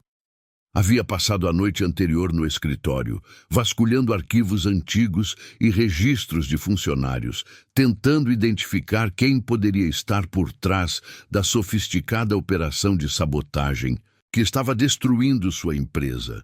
A descoberta de que alguém se fazia passar por Isabela para manipular Maria Eduarda havia transformado uma crise empresarial em algo profundamente pessoal. Não era mais apenas sobre dinheiro ou negócios. Era sobre proteger uma criança inocente que estava sendo usada como peão num jogo mortal. Por volta das 10 da manhã, decidiu fazer algo que não fazia há décadas: vasculhar o sótão da mansão familiar em busca de documentos antigos. Talvez algum registro do passado pudesse fornecer pistas sobre quem tinha conhecimento suficiente sobre sua família para executar aquela farsa. O sótão do Jardim Europa era um museu empoeirado de memórias abandonadas. Caixas de papelão amareladas guardavam décadas de documentos, fotografias e objetos pessoais que ele havia deliberadamente ignorado durante anos. Era como escavar uma tumba de sua própria história.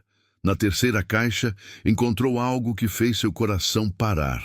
Um álbum de fotografias da década de 1990, com imagens da casa durante as festas de fim de ano. Lá estava Conceição, jovem e sorridente, organizando a mesa do Natal, enquanto ele próprio, adolescente e desajeitado, ajudava a decorar a árvore. Mas foi numa pasta de documentos trabalhistas que encontrou a peça que faltava no quebra-cabeça. Uma carta de referência datada de 1995, escrita de próprio punho por seu pai para recomendar Conceição a outras famílias após sua dispensa por reestruturação doméstica. A caligrafia pomposa de Paulo Henrique Vasconcelos descrevia Conceição como funcionária exemplar, discreta e absolutamente confiável. No final da carta, um parágrafo que fez Rodolfo quase derrubar a xícara de café. Conceição cuidou com zelo excepcional de meu neto durante os 2 anos que o menino permaneceu conosco após o falecimento de meus filhos, Paulo Júnior e Maria Clara, no acidente de 1993. Sua dedicação ao pequeno Eduardo foi fundamental para Sua recuperação emocional. Eduardo, seu sobrinho, o filho de seu irmão mais novo. Memórias suprimidas voltaram como uma avalanche. Paulo Júnior havia se casado contra a vontade da família com uma moça de classe média, causando um rompimento definitivo com o pai. Quando o casal morreu num acidente de carro, Paulo Henrique assumira a guarda do neto de 5 anos mais, por obrigação legal que por afeto.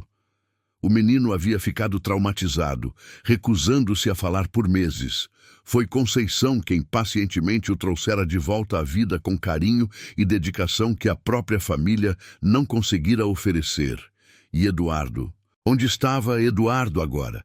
Rodolfo desceu correndo para o escritório e ligou para o Departamento de Recursos Humanos. Márcia, preciso que você encontre tudo sobre Eduardo Vasconcelos, meu sobrinho. Nasceu em 1988. Senhor, são 10h30 da noite.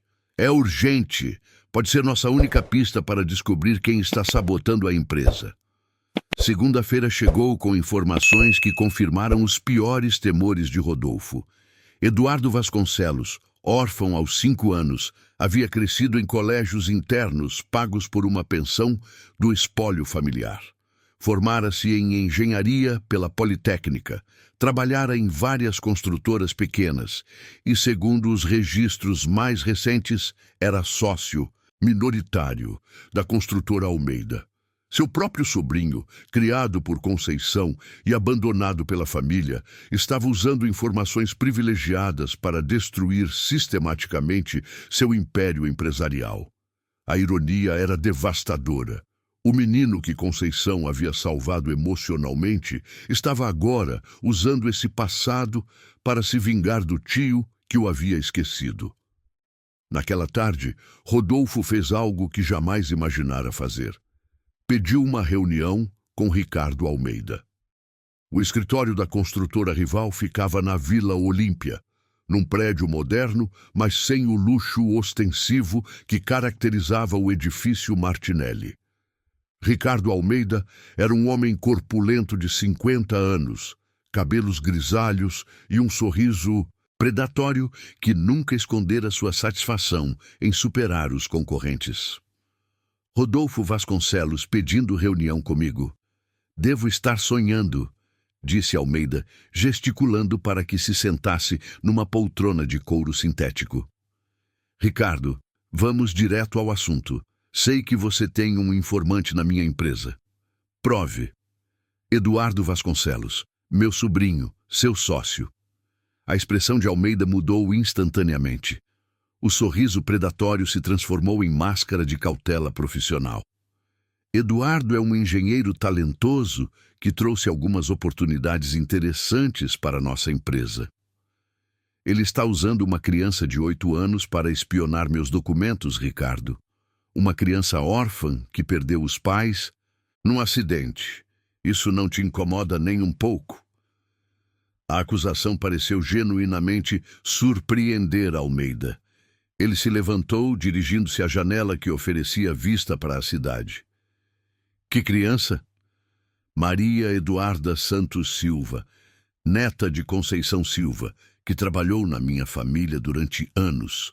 Eduardo está se fazendo passar por minha filha para convencer a menina a corrigir planilhas que são, na verdade, documentos confidenciais roubados. Ricardo Almeida permaneceu em silêncio por longos minutos. Quando se virou, sua expressão havia mudado completamente. Rodolfo. Eu sabia que Eduardo tinha acesso a informações privilegiadas sobre suas licitações. Sempre imaginei que fosse espionagem. Industrial tradicional, funcionário descontente, escutas telefônicas, esse tipo de coisa. Jamais imaginei que envolvesse uma criança. E agora que sabe, agora preciso tomar uma decisão. Eduardo é sócio minoritário, mas os contatos e informações que trouxe foram fundamentais para nossos sucessos recentes. Almeida voltou a se sentar, estudando o rosto de Rodolfo como se o visse pela primeira vez. Você veio aqui fazer o quê? Me pedir para dispensar meu sócio, oferecer dinheiro, ameaçar processo. Vim pedir para você ser humano.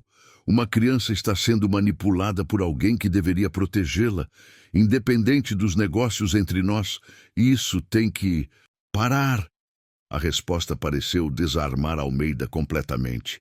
Em 20 anos de rivalidade empresarial, jamais havia visto Rodolfo Vasconcelos colocar questões pessoais acima de interesses financeiros. Você mudou, Rodolfo. O homem que eu conhecia jamais viria aqui fazer apelo emocional. Talvez o homem que você conhecia fosse exatamente o problema. Ricardo Almeida se levantou, estendendo a mão numa oferta de trégua. Vou conversar com Eduardo. Se o que você está dizendo for verdade, nossa parceria está encerrada, independente do prejuízo financeiro. Obrigado. Não me agradeça ainda. Eduardo é seu sobrinho, seu problema familiar. Você que vai ter que enfrentar as consequências do que ele se tornou. Enquanto voltava para casa, Rodolfo refletia sobre a cruel ironia do destino. O menino que Conceição havia cuidado com tanto amor havia crescido odiando a família que o abandonara, usando esse ódio para construir uma vingança elaborada e destrutiva. E no centro dessa guerra estava Maria Eduarda, uma criança inocente sendo manipulada pelo mesmo homem que um dia havia sido criado pela sua avó.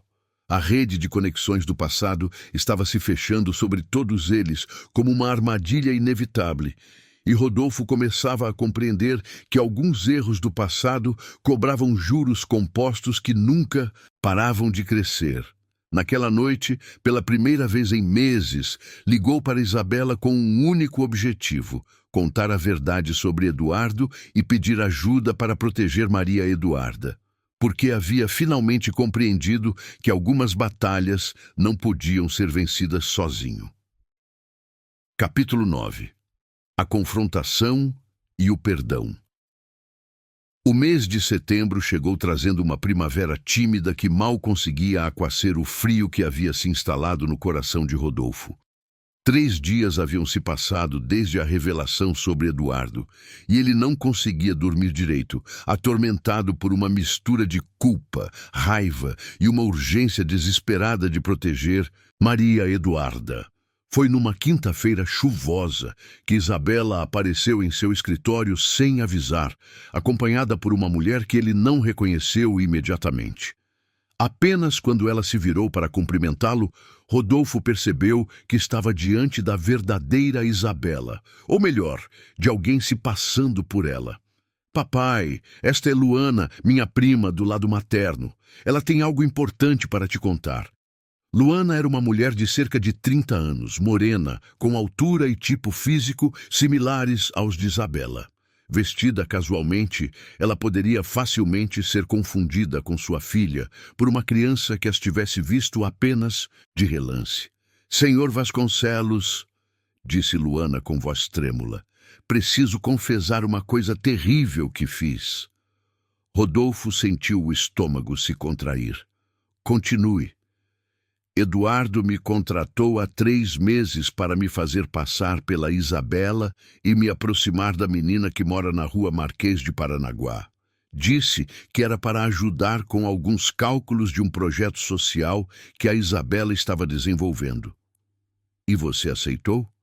Ele me pagou R$ 5.000 para visitar a criança algumas vezes e pedir para ela conferir umas planilhas. Disse que era para testar as habilidades matemáticas dela para uma bolsa de estudos. Parecia inocente, até que a Isabela me procurou e descobri toda a verdade. Luana começou a chorar, enxugando os olhos com um lenço amassado. Senhor Vasconcelos, eu juro que não sabia que estava prejudicando ninguém. Eduardo me convenceu de que era um projeto beneficente. Onde ele está agora? Não sei.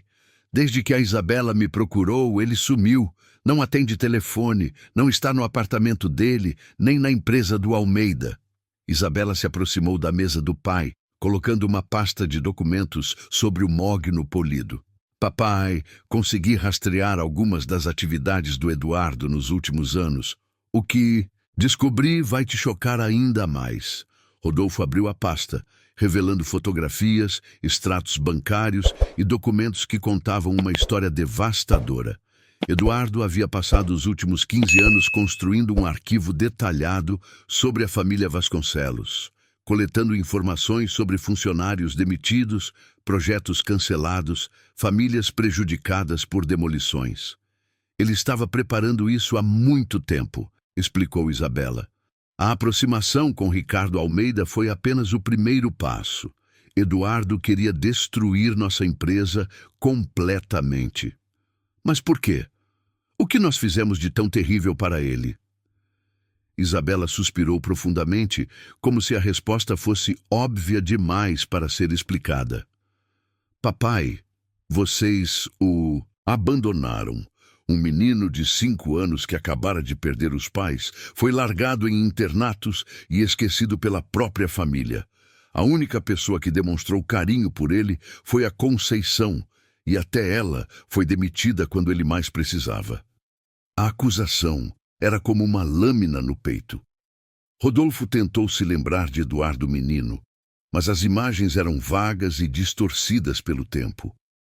Lembrava vagamente de um garoto quieto e arredio que passara alguns anos circulando pela mansão como uma presença fantasmagórica. Isabela, preciso conversar com ele. Onde você acha que ele pode estar? Só conheço um lugar onde ele poderia se sentir seguro, com a única pessoa que realmente se importou com ele quando criança. O apartamento de Conceição estava em silêncio quando chegaram. Era quase meio-dia de sábado e Rodolfo esperava encontrar Maria Eduarda brincando no pátio, mas não havia sinal da menina ou da avó. Talvez tenham saído, sugeriu Isabela. Ou talvez estejam recebendo uma visita, murmurou Rodolfo, sentindo um aperto no peito. Subiram as escadas até o 2º andar. A porta do apartamento 23 estava entreaberta e vozes vinham do interior, uma discussão tensa entre adultos que tentavam manter o tom baixo para não assustar uma criança. Rodolfo bateu suavemente na porta, que se abriu completamente, revelando uma cena que o partiu ao meio. Maria Eduarda estava sentada à mesa da cozinha, lágrimas escorrendo pelo rosto, enquanto um homem de cerca de 35 anos, alto, magro, com os olhos verdes característicos da família Vasconcelos, tentava explicar alguma coisa para ela. Eduardo. Duda, por favor, você não entende. Tio Rodolfo é uma pessoa má que machuca as famílias. Eu só queria proteger você, dizia Eduardo com voz desesperada. Mas você mentiu para mim, chorava a menina. Disse que era filha do seu Rodolfo, mas não era, e agora a vovó está brava e não entendo nada. Conceição estava de pé ao lado da neta, uma mão protetora no ombro da criança e o rosto marcado por uma mistura de raiva e tristeza que Rodolfo jamais havia visto. Eduardo, pare com essa conversa. Você está traumatizando a menina. Foi quando Eduardo notou a presença de Rodolfo e Isabela na porta. Seu rosto se contraiu numa máscara de ódio puro que transformou completamente suas feições. Olha só quem apareceu, o tio querido que nem lembrava da minha existência. Eduardo, precisamos conversar, disse Rodolfo, tentando manter a voz calma. Conversar sobre o quê? Sobre como você e seu pai me abandonaram num internato e nunca mais olharam para trás? Sobre como demitiu a única pessoa que se importava comigo? Eu não demiti Conceição. Foi meu pai. E onde você estava quando isso aconteceu? Por que não impediu? Por que nunca me procurou depois? As perguntas ecoaram no apartamento pequeno como acusações implacáveis. Rodolfo não tinha respostas, porque a verdade era simples e devastadora. Ele havia sido jovem, egoísta e completamente alheio ao sofrimento de um menino órfão. Eduardo, você tem razão. Falhamos com você de forma imperdoável, disse ele finalmente. Mas isso não justifica usar Maria Eduarda para se vingar. Eu não usei ela, eu a protegi. Mentindo sobre sua identidade, fazendo ela conferir documentos roubados sem saber o que estava fazendo? Isso é proteção? Eduardo abriu a boca para responder, mas as palavras não vieram. Pela primeira vez, parecia estar realmente olhando para Maria Eduarda, vendo não uma ferramenta de vingança, mas uma criança assustada e confusa. Foi Conceição quem quebrou o silêncio tenso. Eduardo, você se tornou exatamente o tipo de pessoa que costumava me fazer chorar quando você era pequeno. Lembra como você odiava quando alguém mentia para você ou te usava para machucar outros? As palavras da velha governanta atingiram Eduardo como uma bofetada. Seu rosto se descompôs, e pela primeira vez, Rodolfo pôde ver através da máscara de ódio o menino ferido que ainda habitava dentro do homem adulto. Vovó Conceição, eu só queria que eles pagassem pelo que fizeram, murmurou ele, usando o mesmo apelido carinhoso da infância. E você achou que machucar uma criança inocente ia consertar sua dor? Maria Eduarda se levantou da cadeira e caminhou lentamente até Eduardo. Suas lágrimas haviam parado, mas seus olhos ainda brilhavam com tristeza. Eduardo, por que você não me contou a verdade? Eu podia ter ajudado sem essas mentiras todas. A pergunta simples e inocente da menina quebrou completamente as defesas de Eduardo. Ele se ajoelhou diante dela, os olhos cheios de lágrimas. Porque eu estava com muita raiva, Duda. E quando as pessoas estão com muita raiva, às vezes fazem coisas erradas pensando que estão certas. Igual quando eu fico brava com a vovó e falo coisas feias. Igual, só que muito pior. Maria Eduarda abraçou Eduardo com a generosidade incondicional que apenas as crianças possuem. Então você tem que pedir desculpa, igual eu faço quando erro. Foi nesse momento que Rodolfo compreendeu a lição mais importante de sua vida. O perdão não era uma recompensa para quem merecia, mas um presente oferecido por quem ama, independente dos erros cometidos.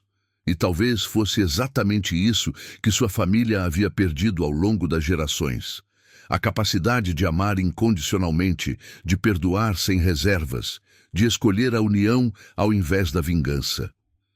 Olhando para aquela criança abraçando o homem que a havia usado, Rodolfo finalmente entendeu o que Conceição sempre tentara ensinar: que a verdadeira força vem da capacidade de curar, não de ferir. Capítulo 10. O presente que muda tudo. Dezembro chegou em São Paulo com aquele calor característico que antecede as festas de fim de ano, trazendo consigo o aroma de panetones e a nostalgia dos amigos secretos que começavam a ser organizados pelos bairros da cidade. Mas, para Rodolfo Vasconcelos, este Natal seria completamente diferente de todos os anteriores. Nos últimos 3 meses, desde a confrontação no apartamento de Conceição, muita coisa havia mudado. Eduardo havia se afastado voluntariamente da construtora Almeida e estava fazendo terapia para lidar com os traumas da infância. Ricardo Almeida, surpreendentemente, havia honrado sua palavra e rompido a sociedade, retornando os documentos roubados e colaborando com a auditoria da Receita Federal para esclarecer as irregularidades. Mas a transformação mais radical havia acontecido com o próprio Rodolfo. Na manhã de 21 de dezembro, ele acordou não na mansão do Jardim Europa, mas no apartamento de 2 quartos que havia alugado na rua Marquês de Paranaguá, a apenas 2 quarteirões de distância de Conceição e Maria Eduarda. A mudança havia chocado todos que o conheciam, desde Márcia, que não conseguia entender como um milionário podia escolher viver num apartamento simples, até os sócios, que sussurravam sobre possível colapso nervoso. A verdade era mais simples e ao mesmo tempo mais complexa. Rodolfo estava aprendendo a viver pela primeira vez em sua vida. O apartamento de 80 metros quadrados era mobiliado com simplicidade. Uma sala com sofá usado, mas confortável, uma pequena mesa de jantar de madeira de demolição, 2 quartos simples e uma cozinha onde ele estava, surpreendentemente, aprendendo a preparar café da manhã. Naquela manhã especial, ele estava preparando um café reforçado, porque teria um dia longo pela frente. Era véspera de Natal, e pela primeira vez em décadas, participaria efetivamente das celebrações da vizinhança. A campainha tocou exatamente às 9 horas. Maria Eduarda estava do outro lado da porta, vestindo um vestido vermelho simples e carregando uma pasta escolar. Bom dia, seu Rodolfo. Trouxe os últimos cálculos da nossa fundação. Nos últimos meses, Rodolfo havia criado a Fundação Maria Eduarda para a Educação Matemática, uma instituição que identificava e apoiava crianças com talentos especiais em matemática. Mas diferente de seus empreendimentos anteriores, esta fundação funcionava de forma colaborativa, com Maria Eduarda como consultora especial, que ajudava a avaliar os potenciais dos candidatos. Vamos ver o que você descobriu, matemática-chefe, disse ele, usando o apelido carinhoso que havia surgido naturalmente entre eles. Maria Eduarda abriu a pasta, revelando planilhas cuidadosamente organizadas com a letra caprichosa de uma criança que levava seu trabalho muito a sério. Encontrei 15 crianças este mês que têm talento especial com números, mas também encontrei 3 que precisam de ajuda emocional primeiro. A sabedoria da observação o impressionou, como sempre.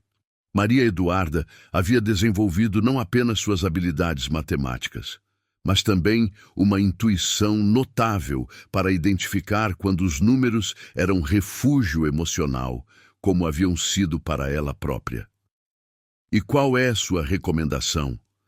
Para as 15, com talento, bolsas de estudo e aulas especiais. Para as 3 que estão tristes, primeiro conversas com psicólogos, depois matemática. Era exatamente o tipo de abordagem que Rodolfo jamais teria considerado antes. Cuidar primeiro da pessoa, depois do talento. Uma lição que uma criança de 8 anos estava ensinando a um empresário de 57. Aprovado. Vou conversar com a doutora Helena para organizar o acompanhamento psicológico. A doutora Helena era sua ex-esposa, que havia se tornado psicóloga infantil após o divórcio. Paradoxalmente, a criação da fundação havia reaproximado o casal separado, não romanticamente, mas como parceiros numa causa comum. Helena estava impressionada com as mudanças que via no ex-marido. Seu Rodolfo, posso perguntar uma coisa? Claro, Duda. O Eduardo vai vir para o Natal hoje? Eduardo havia se tornado presença constante na vida de todos nos últimos meses. Após meses de terapia, estava trabalhando como engenheiro voluntário da fundação e reconstruindo lentamente os vínculos familiares que haviam sido rompidos na infância. Era um processo doloroso, mas necessário para todos. Vai sim, ele está ajudando a Isabela a montar as mesas lá na rua. E a vovó já perdoou ele? A pergunta tocou no cerne da transformação, que havia acontecido na família improvisada que se formara ao redor de Maria Eduarda. Conceição havia demonstrado uma capacidade de perdão que humilhava Rodolfo diariamente. Não apenas perdoara Eduardo por manipular sua neta, mas o acolhera novamente como o neto que sempre fora em seu coração. Sua avó é mais sábia que todos nós, Duda. Ela perdoou o Eduardo no mesmo dia que descobriu a verdade. Porque ela sabe que pessoas machucadas fazem coisas erradas, mas ainda continuam sendo pessoas, né? A simplicidade com que Maria Eduarda expressava conceitos complexos sobre natureza humana nunca deixava de surpreendê-lo. Aquela criança havia se tornado sua professora em assuntos muito mais importantes que matemática. Por volta do meio-dia, Rodolfo e Maria Eduarda desceram para a rua, onde a festa de Natal da vizinhança já estava em pleno andamento. A rua Marquês de Paranaguá havia sido fechada ao trânsito, e mesas compridas se estendiam de uma calçada à outra, cobertas com toalhas xadrez e decoradas com arranjos simples de flores do jardim dos moradores. Papai! Isabela acenou do meio da multidão, carregando uma travessa de farofa que cheirava a especiarias caseiras. Ao lado dela, Eduardo organizava cadeiras emprestadas de vários apartamentos, sua expressão concentrada, mas serena. Nos últimos meses, o relacionamento entre pai e filha havia se transformado completamente. Isabela assumira a coordenação dos projetos sociais da fundação, finalmente encontrando no pai um aliado para suas causas. E Rodolfo descobrira que a paixão da filha pela justiça social não era idealismo ingênuo, mas sabedoria prática sobre como construir um mundo melhor. Rodolfo! Conceição apareceu carregando uma panela enorme de arroz com pequi, usando um avental que ele lembrava vagamente de vê-la usar décadas atrás. Você trouxe a sobremesa? Trouxe. Ele ergueu uma sacola contendo 3 pudins de leite que havia aprendido a fazer com tutoriais do YouTube, uma habilidade que jamais imaginara desenvolver, mas que se tornara fonte de orgulho pessoal. A festa era um mosaico de histórias entrelaçadas. Seu Paulo, o aposentado da Volkswagen, contava piadas para as crianças, enquanto sua esposa organizava o sorteio do amigo secreto. Carmen, a secretária de Isabela, havia trazido a família inteira, marido, 3 filhos e sogra. Jorge, o motoboy, circulava entre as mesas, servindo refrigerante gelado, com a alegria contagiante de quem genuinamente amava aquela comunidade. «Atenção, pessoal!» gritou Dona Rita, batendo um garfo contra um copo de vidro. «Hora do amigo secreto!» Maria Eduarda correu até Rodolfo, segurando um pacote pequeno, embrulhado em papel de presente reciclado. «Seu Rodolfo, você é meu amigo secreto!» Ele abriu o presente com cuidado reverente, como se fosse o objeto mais precioso do mundo. Dentro, encontrou um caderno de capa dura com a primeira página preenchida pela letra caprichosa da menina. Para meu amigo Rodolfo, que me ensinou que os melhores números são os que ajudam pessoas a serem felizes. Feliz Natal, Maria Eduarda. As páginas seguintes estavam em branco, esperando para serem preenchidas com novos cálculos, novos projetos, novos sonhos compartilhados. Rodolfo sentiu os olhos se encherem de lágrimas, algo que havia aprendido a aceitar nos últimos meses. Duda é o presente mais bonito que já recebi na vida. De verdade? De verdade, verdadinha. Enquanto a festa continuava ao redor deles, Rodolfo olhou para as pessoas que haviam se tornado sua família. Maria Eduarda ensinando frações para uma criança menor.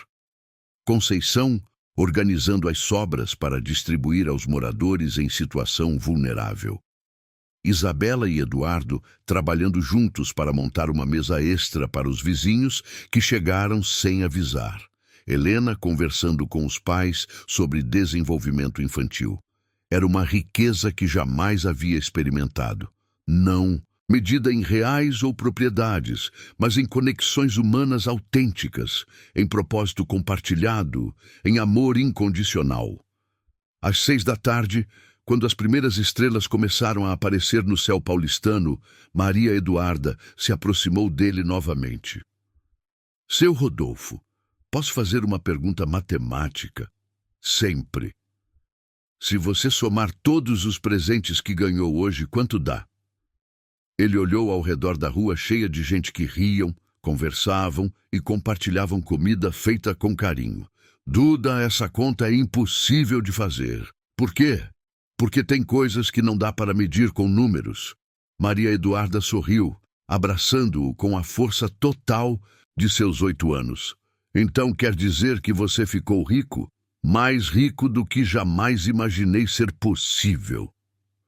Enquanto a festa de Natal continuava pela noite adentro, Rodolfo Henrique Vasconcelos compreendeu finalmente a lição que uma menina órfã havia começado a lhe ensinar numa tarde de janeiro. A verdadeira matemática da vida não se baseava em acumulação, mas em multiplicação, de afeto, de propósito, de alegria compartilhada. O presente que mudara para sempre a vida de um milionário não estava embrulhado em papel dourado, mas no sorriso de uma criança que lhe ensinara a diferença entre ter dinheiro e ser verdadeiramente rico. E pela primeira vez em 57 anos, Rodolfo sabia exatamente quanto valia.